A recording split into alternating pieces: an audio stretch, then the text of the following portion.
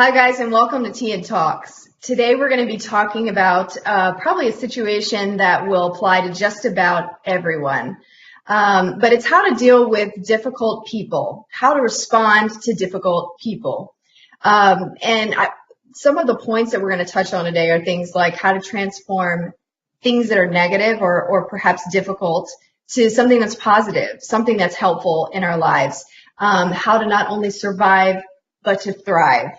So some of you may be having some difficult relationships and you want to just take that to another level. Maybe you're dealing with a difficult partner, a difficult boss, a difficult neighbor even. I know we have to deal with our share of difficult neighbors, especially on Saturdays Saturdays from 10 to 12. We always have a neighbor that's like blasting some kind of band music or something, and just learning, I know that's a small thing, but just learning how to take a difficult situation like that and pour water on that fire so that we transmute and we change that situation into something that is beneficial to us, and we kind of just put out the fires on the other end as well. So today we're going to be having with us Tamara Ashleman, and she's here on the other line. So hi, Tamara. Thank you for joining us. Hello. Thank you. So today for TeaNTalks, we always quickly talk about what kind of tea we have starting off. So Tamara, I don't know if you got anything today in the way of drink, but coffee. Coffee. Okay. That's your go-to, right? That is my go-to. We have a non-caffeinated beverage right now. We have I think Shirona already had his coffee fix, but we have some ginger water here that we're working on. So just plain and simple ginger boiled in water, and you can add a little bit of lemon, you can add honey, but we have it just straight today because we like it straight, right? Are you awake? All right, so today we'll just get right into it. I wanted to read a quote from a man named Lao Tzu. And I found it and I thought, wow, this is so applicable to what we're talking about today, especially with the idea of being like water. And Shirona reminded me earlier that Bruce Lee, of course, a very famous fighter, martial arts fighter, always said to be like water. Why is that? You know, especially coming from a fighter, that seems so odd, be like water. But maybe there's some kind of strength and some kind of power in water. So the quote is that water is fluid, soft, and yielding, but water will wear away rock, which is rigid and cannot yield. As a rule, whatever is fluid, soft, and yielding will overcome whatever is rigid and hard. What is soft is strong. So Tamara is a mother, she's an entrepreneur and a social change agent, and she's actually working on a centralized headquarters, or I guess you could call a movement of sorts, for fierce feminine leadership. And Tamara, at the end, I think I'd like for you to talk about that just a tiny bit so we can get an idea of that. But for now, I was just curious if you had any thoughts on the quote, water is soft, or what is soft is strong, water is fluid, soft, and yielding. How does that, or how have you seen that applies to your own life? I'd say it's everything. Are you hearing, by the way, the microphone okay here, or should I go ahead and take this out because it's echoing on my side? Oh, it's not echoing on my side. Okay, I'll just continue then. So yeah, as I was saying, according to the quote, like that's everything. And what comes up immediately for it is that it's with the fluidity though, it's the consistency. It's the constant flow. It's not just flow. Like it's the constant flow that then erodes the rock away. And I think, especially I would say the last decade of my life, it's been a constant set of challenges, one after the next. And it's been a thing of, there's been physical challenges, there's been emotional challenges, there's been psychological challenges. They've been a multitude of situations. It hasn't just been one thing. They just happen to be one thing after the next for the last decade, back to back to back.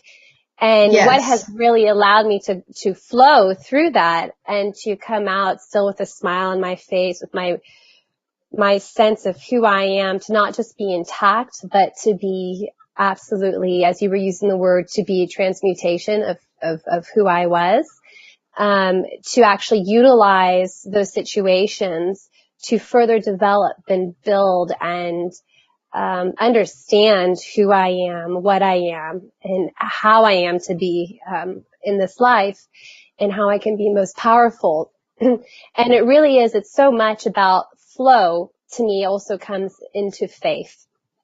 Because when we are living in faith, when we are living essentially, what is faith to me? It's really about trusting. It's about trusting that life is there in service to me, that the situation is here in service to me, that this difficult situation or person is actually here in service to me versus something I need to fight. Then life Yes, that's continues and we perspective. grow. Exactly.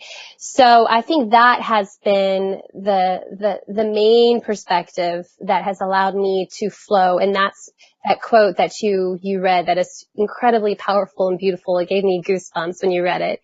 That is how I receive it. And I would understand it with relationship to my experiences in my life and also my general Yes. ethos. I would too. And ever since I heard your story in the coffee shop years ago, you explained you had just gotten here fresh from South Africa, and you explained to me how you even got here and what it was that propelled you here. And I just remember thinking as you were going through the details of, you had just gotten through with your ex and dealing with a whole lot of issues there that propelled you here to the U.S., which I know you'll elaborate on in a minute. Um, hearing those things and how you responded to them really kind of, they made me think because you handled them very maturely, but also in a way that really just diffused the negative intention that your ex wanted you to feel and wanted you to be oppressed by. And you just totally overcame that. You became higher than that and you dealt with that in a way that was sending something good instead of just, always receiving all that he had intended for you. So I would like to hear more about your story today. And then Shirona might have some questions with you as we go along. You've, in my opinion, literally been to hell and back. So, so I'd love it if you could just explain some of your experiences with difficult people, in particular your ex. What happened, and what kind of thoughts and emotions did you have along the way, leading up to you living here now in the U.S.? Okay, yeah, super. I think though I want to first preface this with creating a new context around the word difficult. And I think that is essential to this conversation because even the word difficult, using that specific semantic in this conversation, it sets up a scenario wherein the person who is saying that the other person is difficult, am right and they are wrong, versus we were all just in experiences. And so for me, I would choose or prefer to not even use the word difficult, but rather say someone is different. They have a different context of life than I do. And our contexts are rubbing against each other.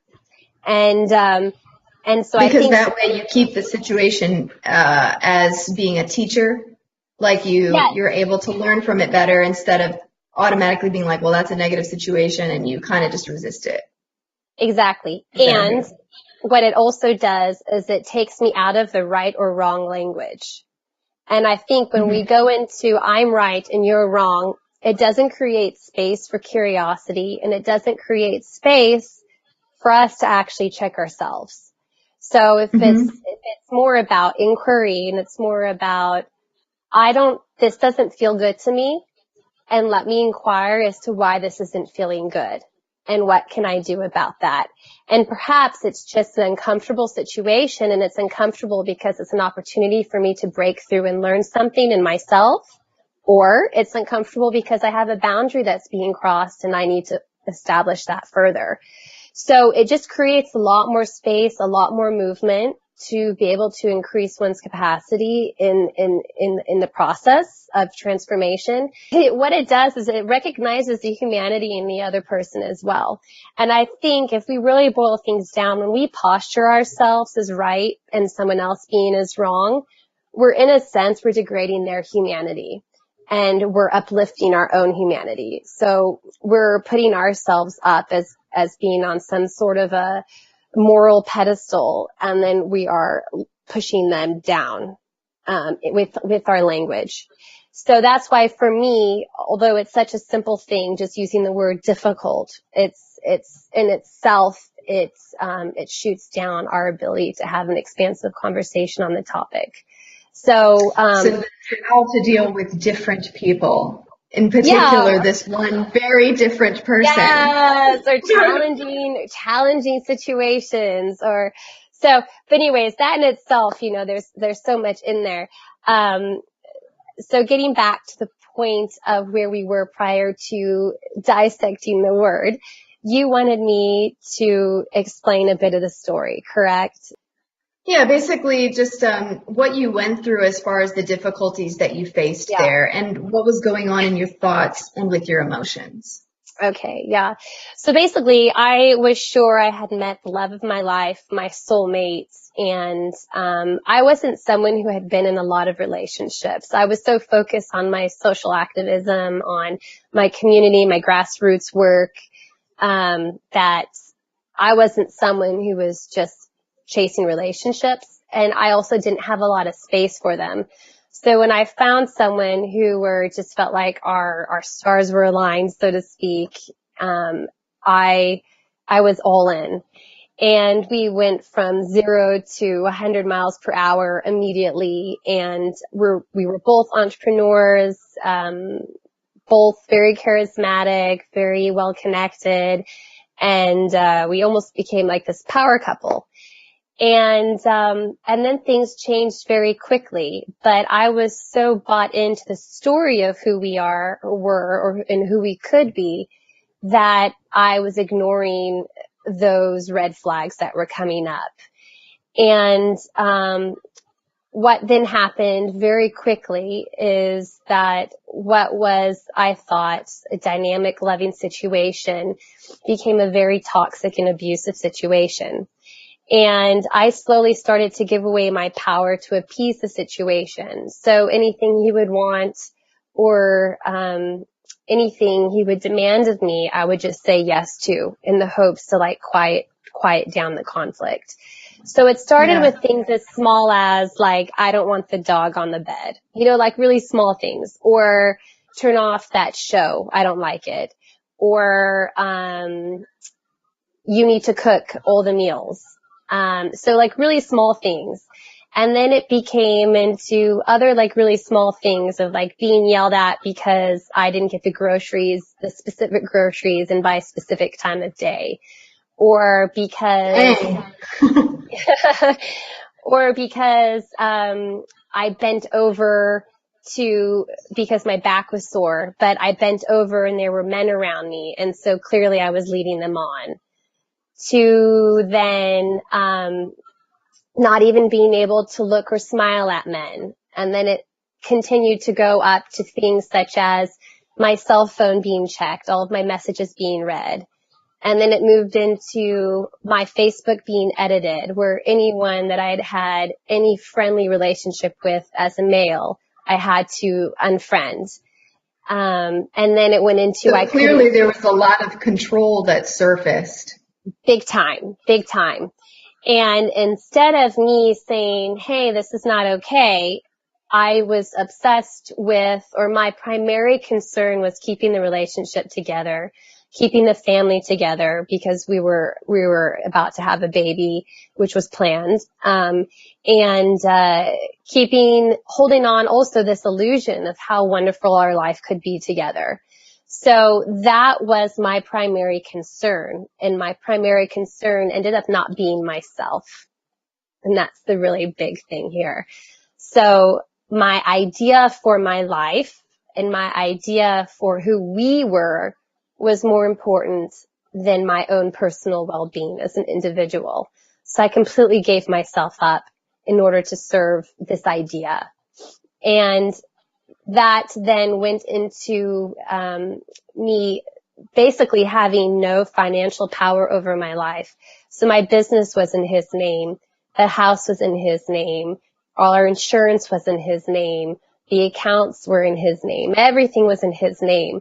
So if I decided that I wanted to speak up, then all of that stuff was like put over my head. It was like, well, you've got nothing and you are nothing. So those were words that were then repeated over and over, that I was nothing, I am nothing, and all of who I am and all of who I have is because of him. So there was massive amounts of fear when you said, what was I feeling and experiencing? I was experiencing utter panic and anxiety, that even to breathe was taking up too much space.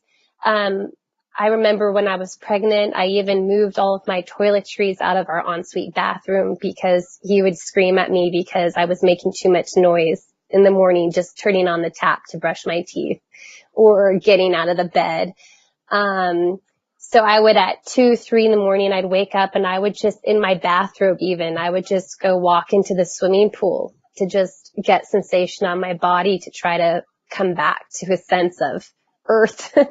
And to practice breathing. I would look at the sky and I would count the birds, and I would watch the leaves slowly to try to presence myself and bring the anxiety down.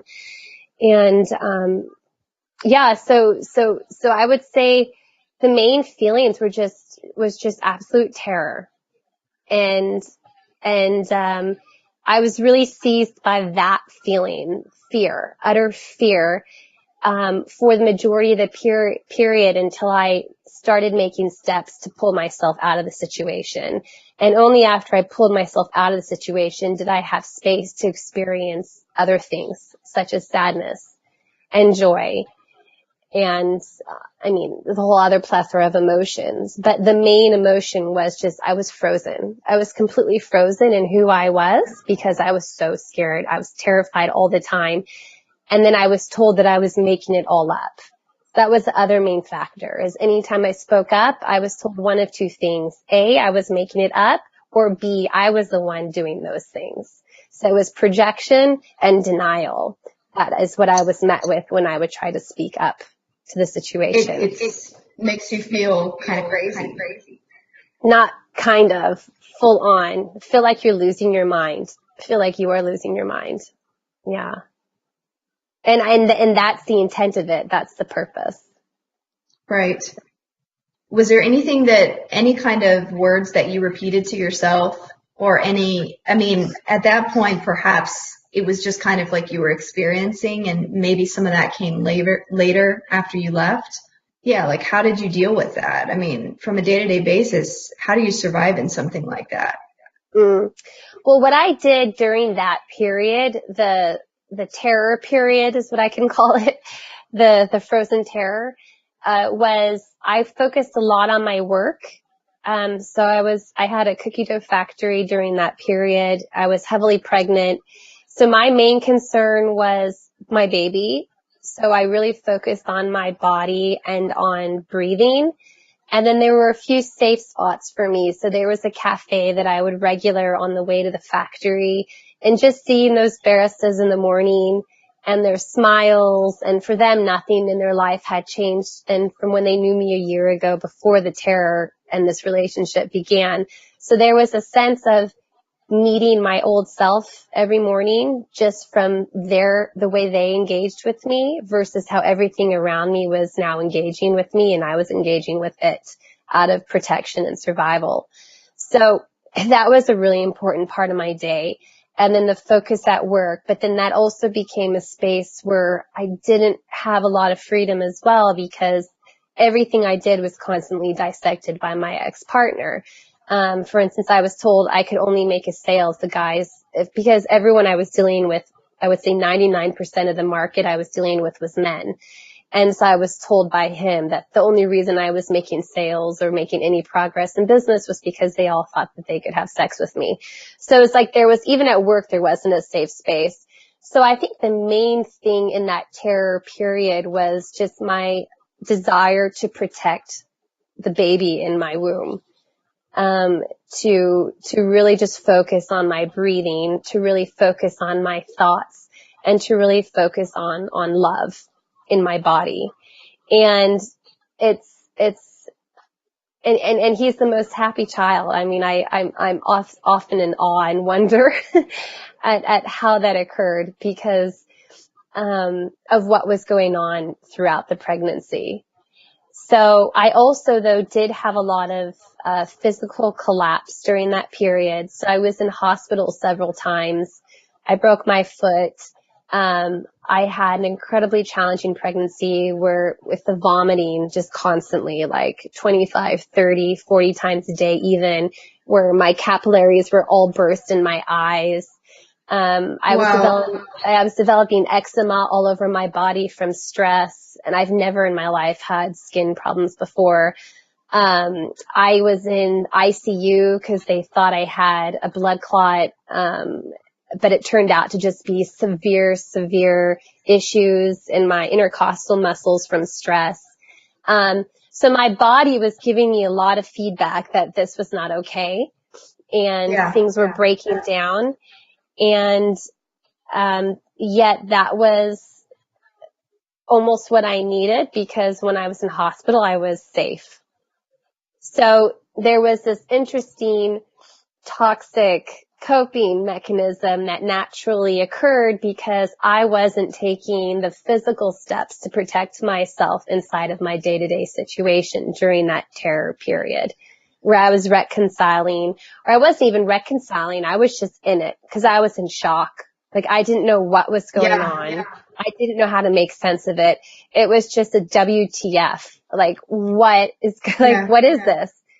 It was you had a pretty like amazing lifestyle before there, before that point, right? I mean, yes, you had a huge house, mansion, and you were living pretty large, and you were a well-known person in South Africa. Yeah, I had a really amazing network, and I'd been around the block in the different fields, and there was a joke. I used to be called the mayor of Capetown by a lot of the people in the areas where I worked, just because I knew everyone. And I had my fingers dipped in a lot of different programs and projects, and I had an amazing life. It was a phenomenal life. So it couldn't have been any further down the spectrum, this experience, from who I was and how I was to then the situation of complete isolation and terror. And I was known as being an incredibly free spirit as well. So going from being this uninhibited, boundless, borderless, whatever you want to call it, individual, to then suddenly being afraid to even turn on the faucet in my own bedroom because the consequences would be so severe. And I think that this is something that a lot of women experience and they don't talk about. I think we talk about this in maybe like lower socioeconomic situations, but there is a lot of women who are extremely successful, very charismatic, very dynamic, who are in these situations. And a part of why it's so silent is because there's a massive shame and there's massive embarrassment around how the hell did I end up in this situation? What did I miss? How could I be so stupid? And then how the hell do I get out of it? Because your finances are so tied up, your reputation is so tied up. And so I think it's incredibly important to talk more about it. And also a part of the conundrum that occurs is that with also the financial abuse in these situations is because of your socioeconomic situation, your education, and your historical career, that you don't get the assistance, the legal assistance that you actually need because you are at an advantage. Yeah. So you're stuck. It's like you're too well off to get the help, but you're not well off enough to be able to get the help. So you're stuck in the situation. And that's even before you start to deal with all the social and emotional and psychological issues around it. So because of that, I started just getting really creative, and I started slowly talking about it to some people that I trusted deeply. And I looked for resources, and I found out things in South Africa, at least, that like you can go to different police departments and you can request to see a psychologist and get free therapy. You can, so there's just all sorts of resources out there. So I started tapping into those, but I had to also do it in confidence, because if it came out that I was doing these things, then I was frightened of what the repercussions were going to be. So for instance, when I finally said like this, I need to get out of this, no matter what the consequence, I need to remove myself from this because it's a matter of life or death, that I called up one of my friends who has her own business, and I asked her to book an appointment with a specific attorney, but to book it in her name. And I would go as support for her, because I knew at this point I was being followed, so that I could be checked up on by my ex, because he would always ask me like really specific details about the day. And then, he would, and he knew even when he was overseas, he would have people watching what I was doing, and he would call me at all different times of the day and be like, what are you doing? Where are you? Who are you with? He would know whose car is parked in our parking lot. I mean, everything. Knew every detail. Freaky. Yeah. So I had to Did be you say he sent the mafia after you? yeah, at one point. Yeah, it's very well connected. So it was nuts. And, it was so extreme. And at the same time, this isn't unusual. What's unusual is, I think, to be talking about it. So I made that decision, and I went as support for my friend to go see this first attorney to get an idea of what my rights were and what my, what the legal parameters were once I started to stand up for myself, because I knew it would turn into war the moment I stood up to him, because his reputation was at risk and his idea of what was real was at risk. And so that meant his whole entire identity was at risk. And so then that would mean full on war. I know, like when you moved to the US, he came a couple times to try and serve you court orders and things like that. Like, how did you respond to that? Because I remember at some point, I mean, I'm sure there's things that you've done that I haven't even seen, but I remember at one point you saying that when he came, you bought him his favorite coffee. And it wasn't because you were necessarily afraid of him or something like that, but it was just like, you knew he was coming with malicious intent. And so you sent something good to him to diffuse the situation instead.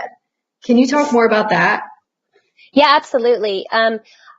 One of the most important decisions that I made during the conflict was I got crystal clear on what my values are and what my intentions are in the space of the conflict.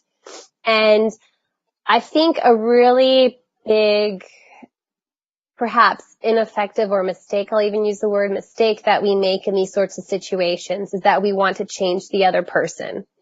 So I think if we take that, so I think if we take that option off the table completely and we say, let them expose themselves, and let me focus on who I am being. And if there's going to be a change, the change is going to be affected by who I am being in the space.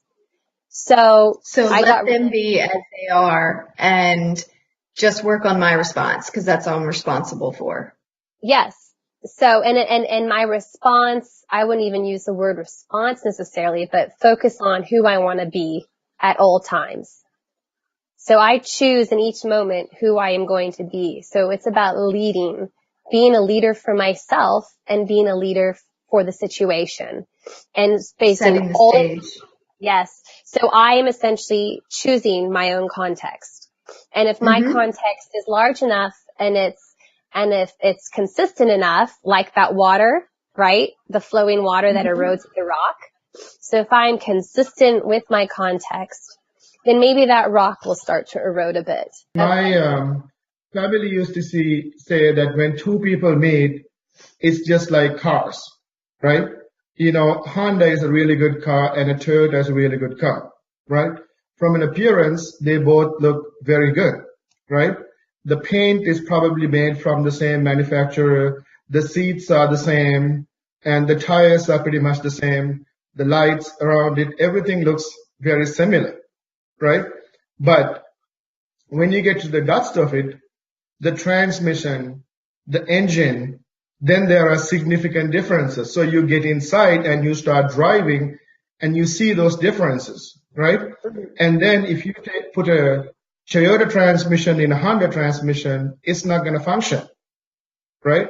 But the cars has a way of denying that. But as human, we think like, yeah, we can make that adjustment because we have intelligence to keep going on, right? Because the outside things meshed very well, right? So my question is like if this guy or whoever it is that the challenging situation, would that person work very well with a similar, like a Toyota and a Toyota, Honda and a Honda, right?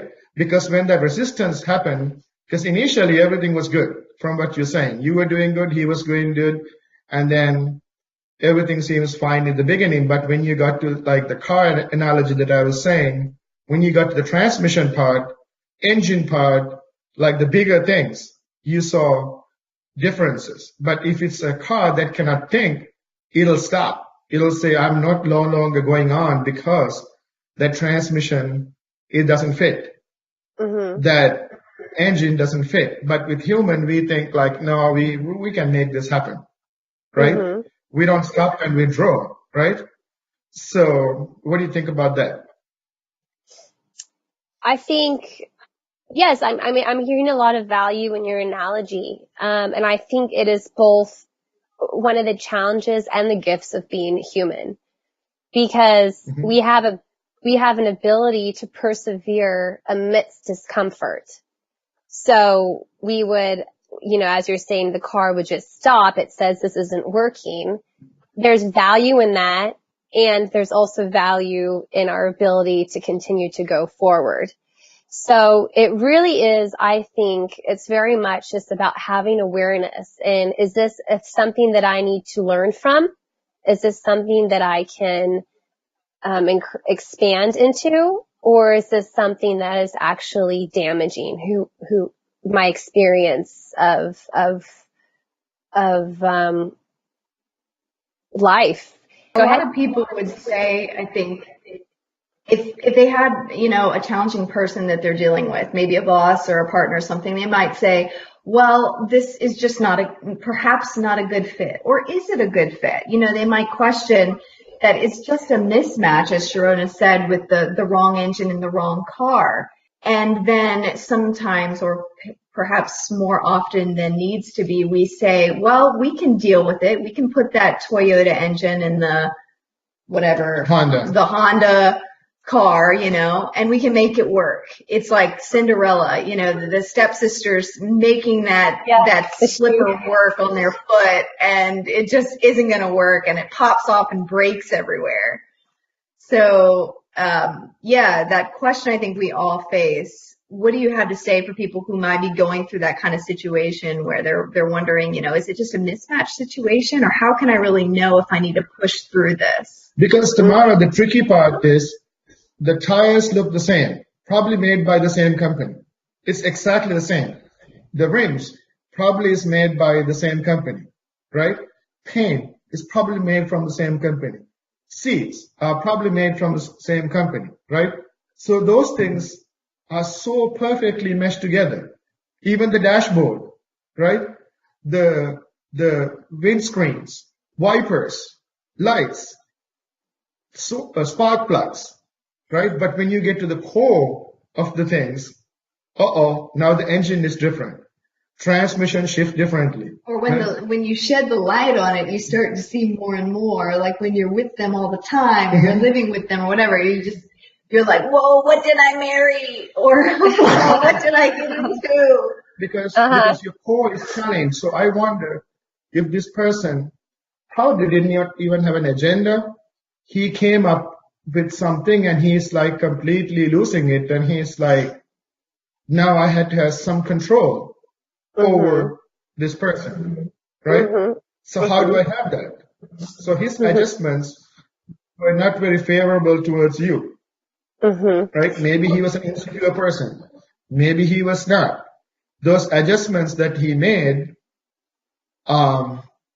were very drastic, right? Well, and here's So, Shirona. Here's the courageous conversation, in my opinion. Let's flip the tables. Let's imagine you were here interviewing him. I can tell you, and I can guarantee you, he would say that everything I'm saying is untrue, and that I did all of these things to him. And he is more than welcome to his interpretation of his experience, because his experience is his truth. So why do I bring that up? Because that again comes back to the wrong and right, and the difficult versus not difficult. So the question for me when it comes to your car analogy and the who did I marry and all of these questions, it's again, we cannot change another person. We can make change in ourselves, and we can lead another person if they choose to follow. So as much as we want to answer questions for people, and we want to influence and impact and make them better, what we're actually saying is we want them to agree with our view and our experience. And we're not actually allowing them the honor of their own life and their own experience. So it just keeps coming back again to the self. And it's, okay, what can I learn in this? What is working for me here and what is not working for me here? How am I being with this person that is effective? And how am I being with this person that is ineffective? Because and that's a part of the beauty of families, is you're forced to be for 18 years with this unit that you're born into. And I can guarantee you, if that were something you weren't born into, you would not be friends with those individuals.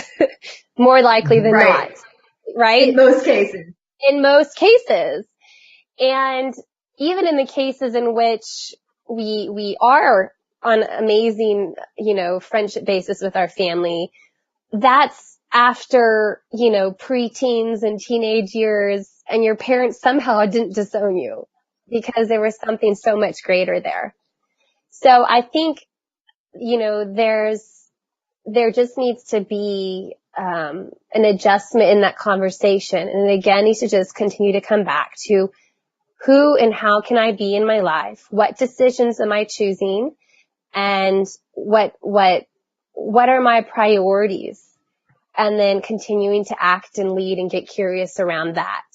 Because when we have a partner, it's really about dancing with each other.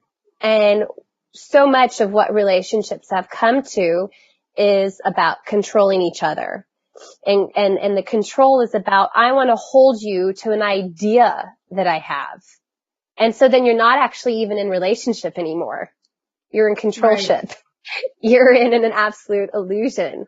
And then there's just dissonance everywhere. And then that becomes a conflict. So if we just continue to simplify it and bring it back to the self, and we just focus on who am I being? How am I being? And when something comes up that is driving me perhaps crazy in the relationship, then get curious with it.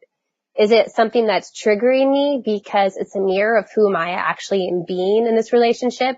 Or is it triggering me because it reminds me of how my mother was with me when I was a kid and I had no control in how to respond to that situation?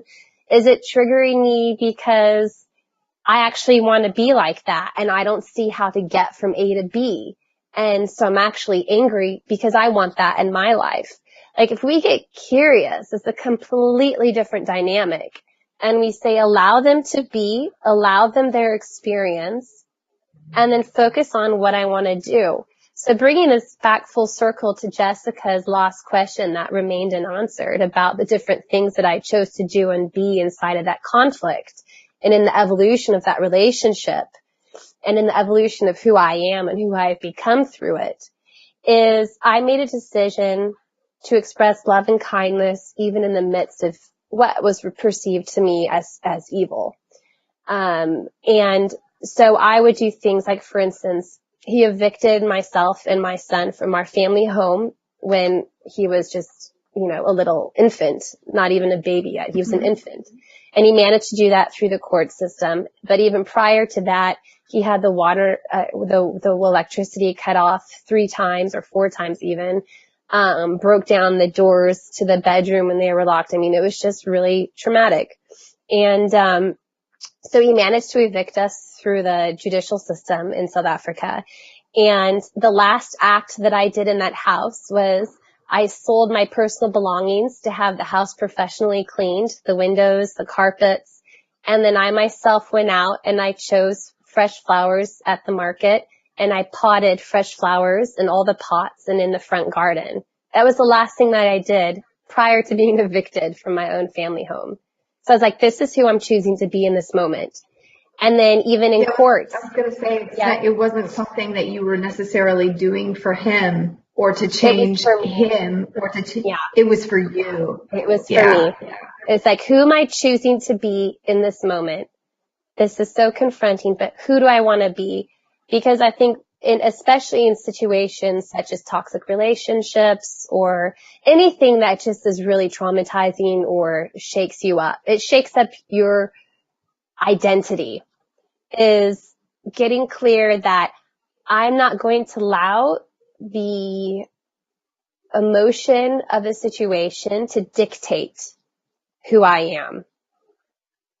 I'm going to allow that emotion to be there, and I'm going to center myself, and I'm going to get really clear on who I'm choosing to be here. Does that make sense? Yeah. Yeah. And that is so freaking powerful. That right there alone can transform situations and lives. This self that you're talking about, I think we have to be very careful. Is it you or is it your influence, right? So when this person was doing all these things to you, maybe he started fresh by being himself. Maybe he had an influence from his parents, friends, or other people, right? So he may have changed based on that. They may have asked like, hey, how is your wife? She's doing that. And have you tried this? Things like that, right? So I'm not saying I'm defending you. Like there was a study that was done, I believe, at Stanford University. It says 90% of the things that we do, it's not because we are doing it for ourselves. It's not you. We are doing it to get the validation from other people. Mm-hmm. Mm-hmm. Does that make any sense? Right? Oh, yes. No, absolutely. So sometimes it's very critical when people say like, I want to be myself. I always ask like, which self? Which one? Who are you really? Because if you are doing 90% of your actions are to please others, right? And 10% of the time you're focusing on yourself, who is this self, right? Mm-hmm. Is it what your parents taught you? Is it what your teachers told you to be? Is it some imaginary character that you created, right? Multiple personality, or is it like a comic character that you saw? Have you become Wonder Woman or the mighty Thor? Yeah, so who is this self? I think that's a whole nother TeaNTalks, Shirona, which I'm totally happy to engage on, because what you're talking about is the whole life journey, right? Which is the discovery of self. To boil this down though, because I think where your question is coming in is on the concept of when I was saying who I'm choosing to be and what I value. So that isn't necessarily, that has nothing to do with what I'm seeking validation for. This is what I value above all things. And that's about, for instance, leaving a place better than I left it. So it's about honor. For me, honoring another and honoring our experiences is huge for me personally. So I think we all have some base values And if we don't know what those are, then perhaps the experience can help you discover them. And what I can say is that the experience that I went through required me to seek clarity on it. So they might not have actually been enunciated prior to this moment, but because it was a crucial decision for me to make about who and how I wanted to be, that I had to ask those questions and get extremely clear on what those were. So therein right there is the opportunity where the experience was in service to me. Does that make sense? So There this you then takes go. me back to the very beginning. Yeah. Yeah, that's what I was So going to say. Like, this is another example of like learning from what's going on around you. And in your case, it helped you to clarify your values. Exactly. And then what it did is it gave me opportunities then to put those in action. So it's like life was like saying, oh yeah, that really matters to you above all else. Okay. Here you go. Here you go. Now let's see you live inside of those values with this shit. So I really believe that anytime we make a declaration in our lives about something that we really truly seek to embody, life is going to really throw some curveballs. And what those curveballs are is often people then respond to them and go, oh, ho, hum, like now I'm getting knocked down. And to me, I see it as, hell yes, that is a sign that I'm on track, because what it is an opportunity for me to put into practice what I have spoken. Because words are words. They're powerful. And if you want to embody it, you want to be in the practice of this, you want to be in leadership of this, and you want to hold your life inside of that value, it needs to be practiced and it needs to be tested. It needs to be put through the fire and it needs to be then transmuted through the fire. So that's the whole thing is if you can just switch your understanding to challenges and experiences of actually being in service to you, they'll still hurt like hell and be challenging and all the other, human experiences and emotions. And it allows you to engage with it from a perspective of curiosity versus utter terror and fear. So Yeah.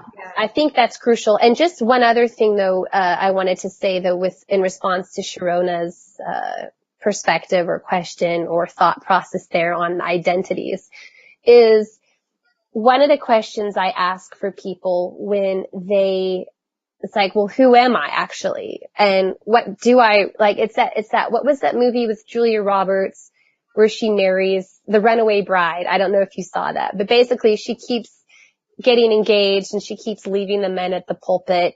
And one of my favorite scenes is then she's like, I don't actually know who I am. It's like, I don't even know how I like my eggs.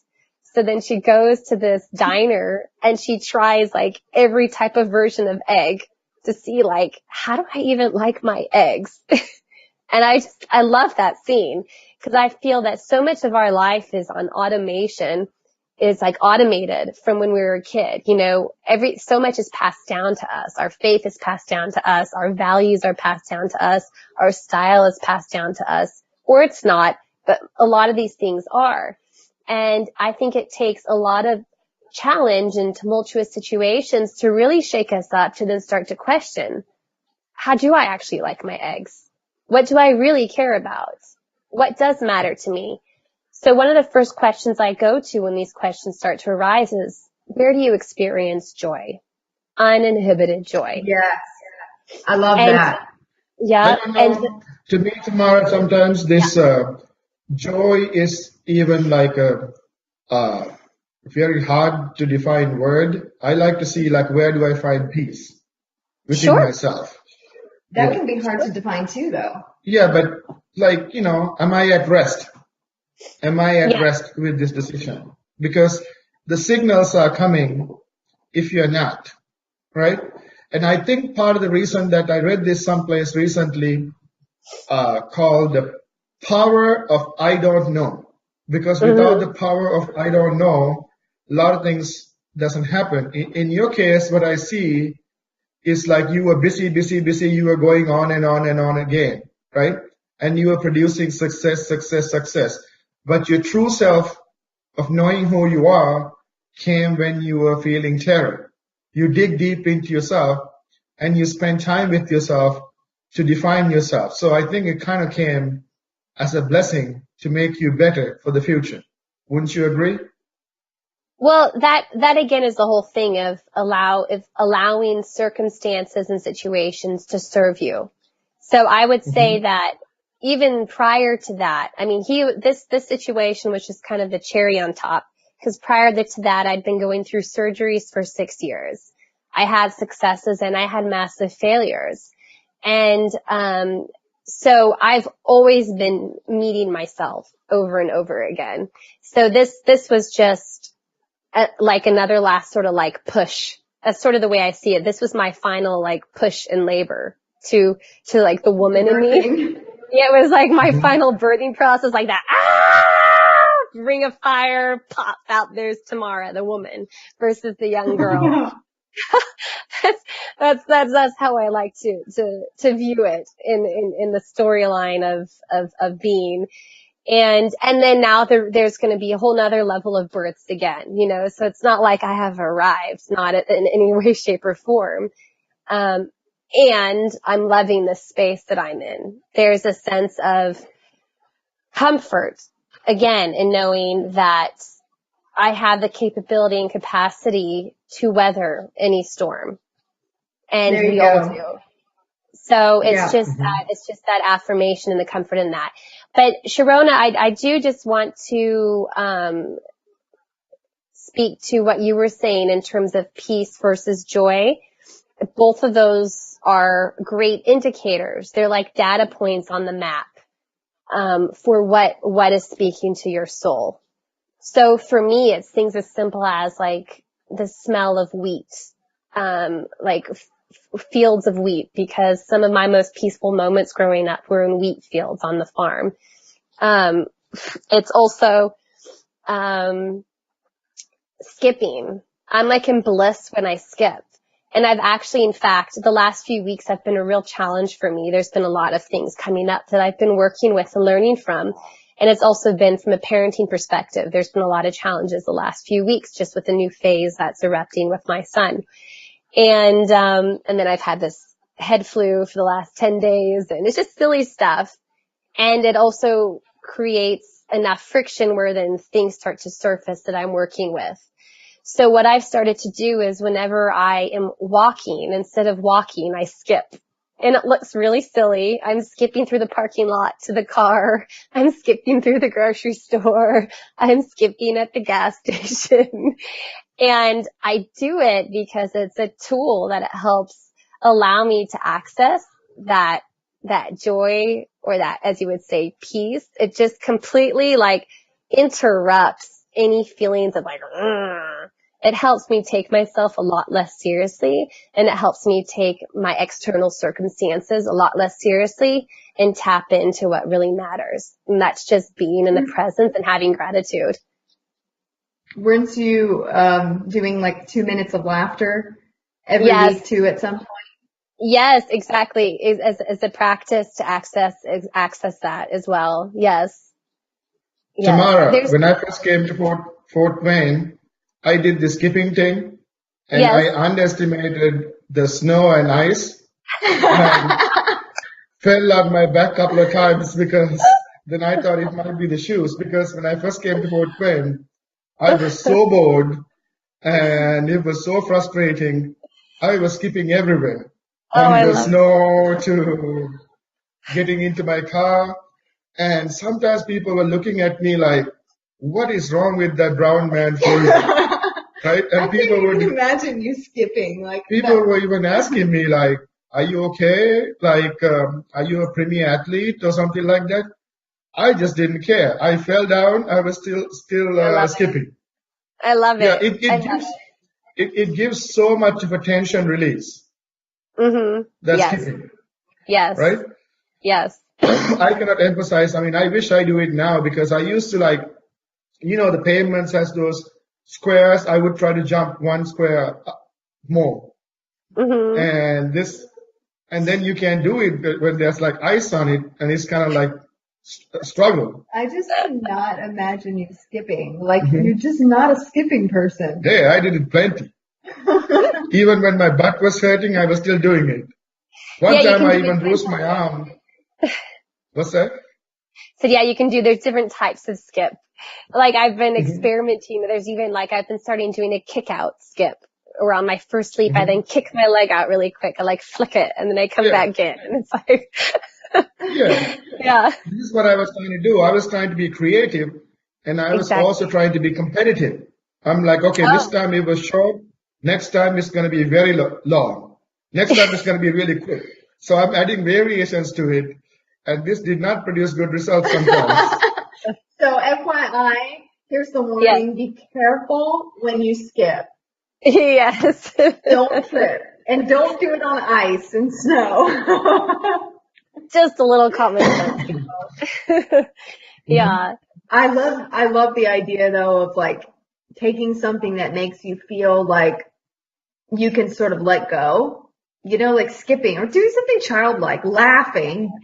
For me, it's like being with people. Whenever I'm around, you know, I have like a good conversation, just good company, maybe people over my house. I just sleep really well. You know, that night I just sleep really well. It's just that feeling of belonging, you know, and then of course, like if you laugh, I mean, watch a comedy movie, I mean, no matter what you're feeling, it will transmute it to some extent. Absolutely. Absolutely. There's so much power in it, in our state. Even if it's something that we are consciously creating, it still is having that impact on your state. Yeah.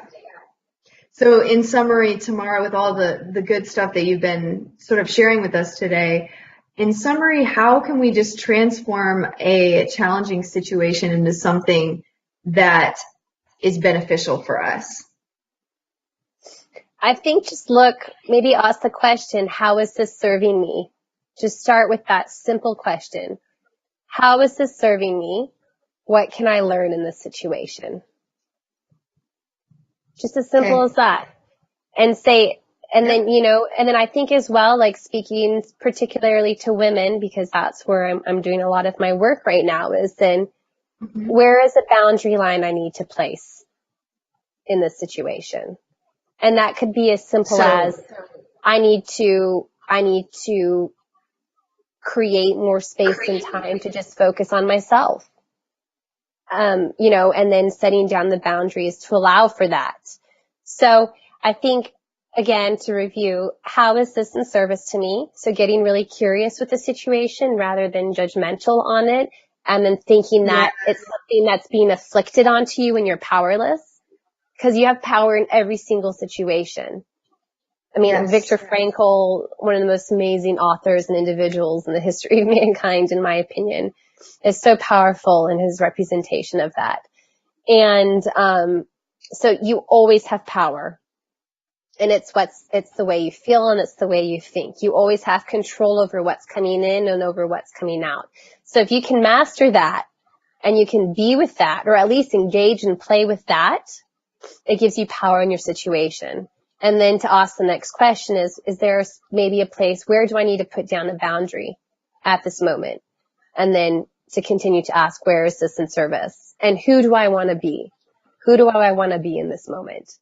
Some great tips to just help to be able to move through things, knowing where, I like what you said, to know where your boundaries are at and to know kind of like basically to know what it is that you can accept and what it is that you are not going to accept, what it is that you can live with, what it is that you cannot live with. And sometimes that's a journey of uncovering that. Yeah, I was going to say, and that can change. You know, that can constantly change depending on where you are. So it's also about, again, with that fluidity being the water, even in your most strongest opinions, be like water, even in your most strong opinions. Because when we experience something, it can completely transform the way we see and feel about certain values or scenarios.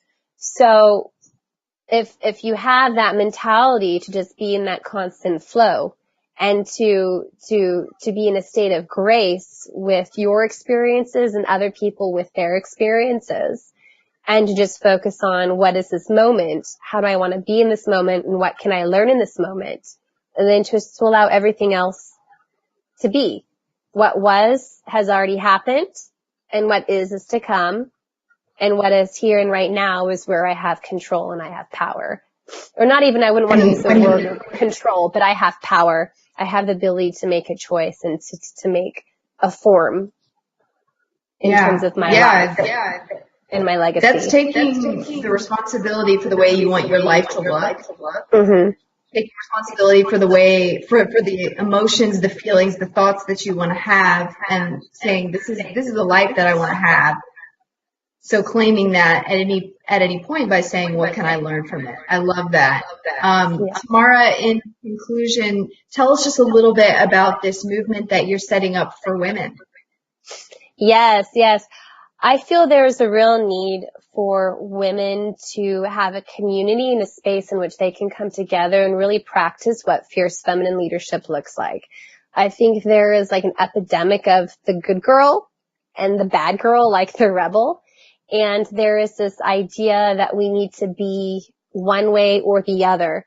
So I'm creating a space in which I provide trainings and tools and community for women to really exercise the massive spectrum of personality traits and the expressions of that, and to really access the strength and the power in our femininity through leadership in our lives, in our homes, in our communities, and then also in our greater global community.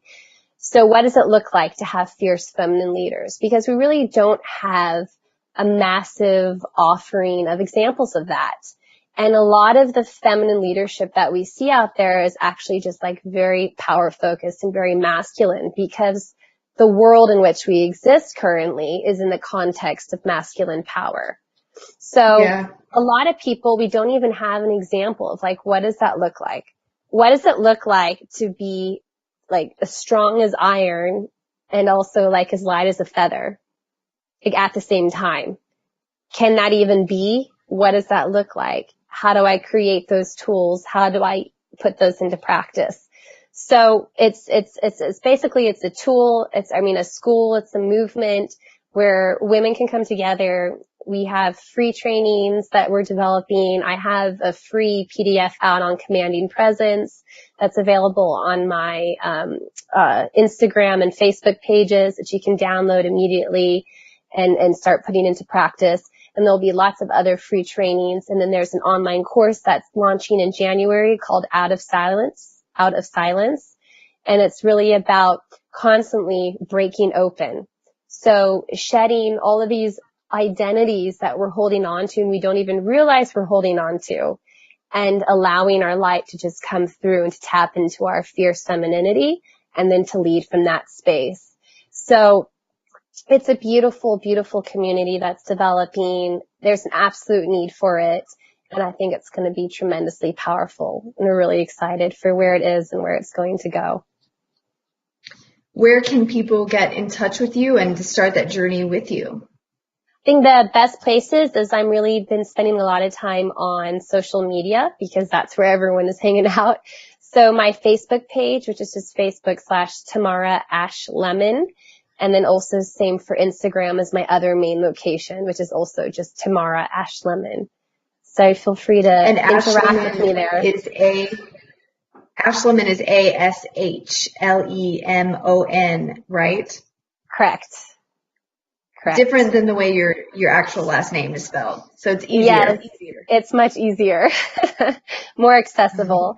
And it also has some incredible metaphor to it. Ash and lemon, rising from the ashes, the phoenix, and then the lemon taking the situations in life. So it's perfect. It's beautiful. I love it. Yep. Making lemonade out of lemons, which is what we're talking about today. Exactly. That's what this is all about. That's the whole journey. So thank you so much for this beautiful chat. Yes. Like Bruce Lee says, be like water, my friend.